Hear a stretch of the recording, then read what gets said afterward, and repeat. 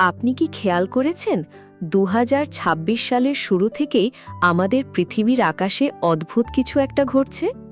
গত মাত্র কয়েক মাসে টেক্সাস থেকে শুরু করে জার্মানি ভর দুপুরে আকাশ কাঁপিয়ে বিকট শব্দে আছড়ে পড়ছে একের পর এক বিশাল ফায়ারবল বা জ্বলন্ত উল্কাপিণ্ড। কিন্তু বিজ্ঞানীদের কপালে চিন্তার ভাঁজ কেন জানেন? কারণ এগুলো কোনো সাধারণ রাতে দেখা যাওয়া শুটিং স্টার নয়।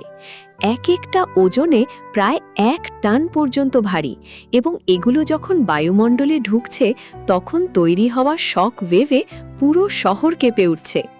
বিশ্বের বাঘা বাঘা জ্যোতির্বিজ্ঞানীরা এই ফায়ারবলগুলোর গতিপথ ট্র্যাক করতে গিয়ে আরও বড় ধাক্কা খেয়েছেন।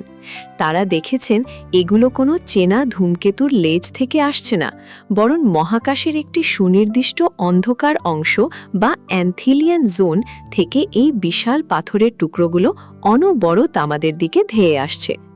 তাহলে কি মহাকাশের গভীর কোনো অজানা শক্তি আমাদের দিকে এই ধ্বংসাত্মক সংকেত পাঠাচ্ছে, নাকি এটি পৃথিবীর বড় কোনো বিপদের আগাম আভাস?